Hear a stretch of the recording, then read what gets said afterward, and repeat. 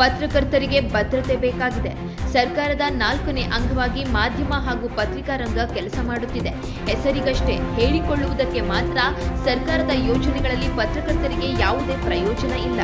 ಯಾವುದೇ ಸರ್ಕಾರ ಬರಲಿ ಪತ್ರಕರ್ತರಿಗೆ ಯಾವುದೇ ಭದ್ರತೆ ಒದಗಿಸುವಲ್ಲಿ ವಿಫಲವಾಗಿದೆ ಎಂದು ಬೇಸರ ಹೊರಹಾಕಿದ ಪತ್ರಕರ್ತರು ರಾಜ್ಯದಲ್ಲಿ ಯಾವುದೇ ಜಿಲ್ಲೆ, ಯಾವ ತಾಲೂಕು, ಸಣ್ಣ ಹಳ್ಳಿಯಾದರೂ ಎಲ್ಲಿಯೇ ಯಾವುದೇ ಸಮಸ್ಯೆ ಆದರೂ ಮೊದಲು ಅದನ್ನು ಸಂಬಂಧಪಟ್ಟ ಇಲಾಖಾ ಅಧಿಕಾರಿಗಳಿಗೆ ಪತ್ರಿಕೆ ಹಾಗೂ ಮಾಧ್ಯಮಗಳ ಮುಖೇನ ಅವರಿಗೆ ಸುದ್ದಿಗಳನ್ನು ತಲುಪುವ ಕೆಲಸ ಮಾಡುತ್ತೇವೆ. ಆದರೆ ಪತ್ರಕರ್ತರ ಸಮಸ್ಯೆಗೆ ಯಾರು ಸ್ಪಂದಿಸುವವರು? ಪತ್ರಕರ್ತರು ಕೇಳಿದ ಯಾವುದೇ ಬೇಡಿಕೆಗಳು ಈವರೆಗೂ ಈಡೇರಲಿಲ್ಲ. ಯಾವ ಜಾಗದಲ್ಲಿ ಏನೇ ಸಮಸ್ಯೆ ಆದರೂ ಮೊದಲು ಅಲ್ಲಿ ಇರುವವರೇ ಪತ್ರಕರ್ತರು.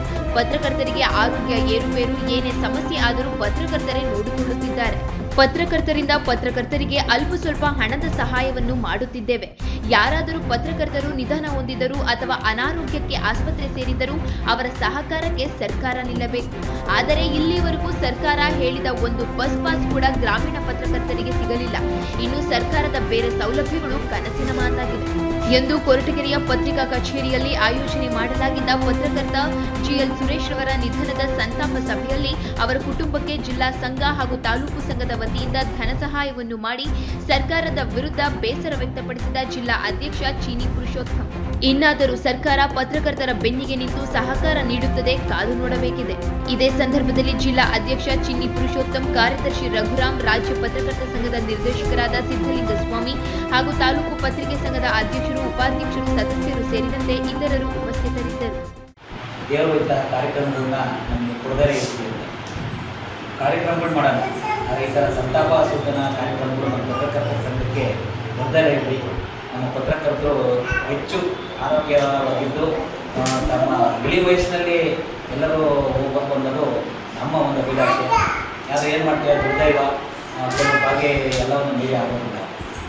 ಇವತ್ತು ನಮ್ಮ ಹಿರಿಯ ಪತ್ರಕರ್ತರು ಜಿಎಲ್ ಸುರೇಶ್ ಅವರು ಅನುವಾದಕರಾದ ಸುಮಾರು ವರ್ಷಗಳಿಂದ ಅವರು ಕನ್ನಡಪ್ರಭ ಪತ್ರಿಕೆಯ ವಿತರಕರಾಗಿ ಬಂದರು. ನಂತರ ವರದಿಗಾರರು.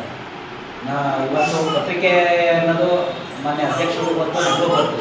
ಕೆಲವರಿಗೆ ಅದು ಒಂದು ಕಾಡುಗೋಸ್ಕರ ಶೋಕಿಯಾಗಿ ಅನುಭವಿಸ್ತಾರೆ. ಕೆಲವರು ನಿಜವಾಗಿ ಪತ್ರಿಕೆಯಲ್ಲಿ ದುಡ್ದು ಹೋಗುವಂಥವ್ರು ಇದ್ದಾರೆ. ಅದರಲ್ಲಿ ಜಿಎಲ್ ಸುರೇಶ್ ಅವರು ಸಹ ಒಬ್ಬರು.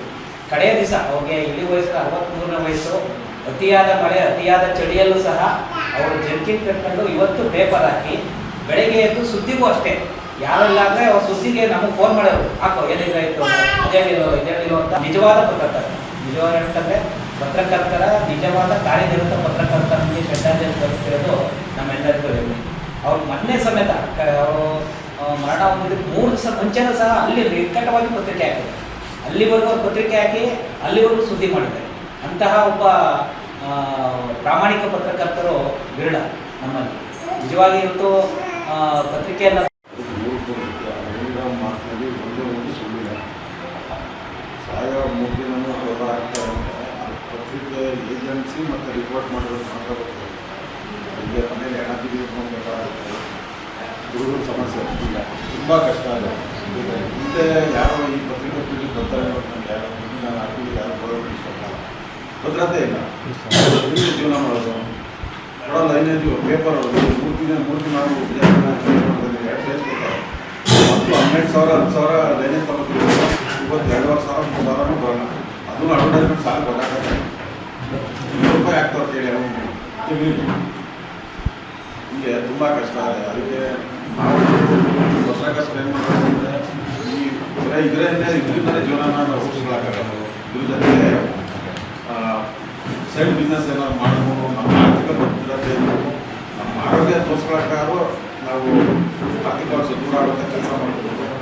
ಜಿಲ್ಲಾ ಸಂಘ ಸಂಕಷ್ಟದಲ್ಲಿ ಅದು ಚೀನಿ ಪುರುಷೋತ್ತಮ ಸರ್ ಕೊಟ್ಟಮೇಲೆ ಅದನ್ನ ಸಪ್ರೇಟ್ ನಿಧಿ ಮಾಡಿ ನಾವೇನು ರಾಜ್ಯ ಸಂಘ ಚೆಕ್ ಕೊಡ್ತೀವಲ್ಲ ಅದ್ರ ಮಿಕ್ಕಿ ದುಡ್ಡನ್ನ ನಾವಿಷ್ಟು ನಮ್ಮ ಸಂಘದ ನಿಧಿಗೆ ಹಾಕೋತೀವಿ ಅಂತ ಹೇಳಿ ಆ ನಿಧಿ ಸ್ಥಾಪನೆ ಮಾಡಿ ಸರ್ ಪ್ರತಿ ನಿಧಿಯವರು ಅದೇ ಸುಮಾರು ಜನಕ್ಕೆ 10,000 ಕೊಟ್ಟಿದ್ದಾರೆ.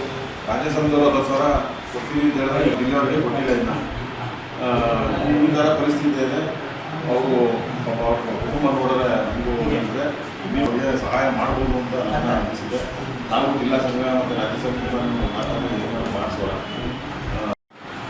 ಅತ್ಯಂತ ನೋವಿನಲ್ಲಿ ನಮಗೂ ಮೊನ್ನೆ ಭಾಳ ನೋವಾಗಿ ನಮ್ಮ ಒಡನಾಡಿಯಾಗಿ ಅಂಥ ಅಂಥ ವ್ಯಕ್ತಿನ ನಿಜವಾಗಿ ಈ ವಯಸ್ಸಲ್ಲಿ ನಮ್ಮ ಜೊತೆ ಇಬ್ಬರಿಗೂ ಭಾಳ ನೋವಿನ ಸಂಗತಿ.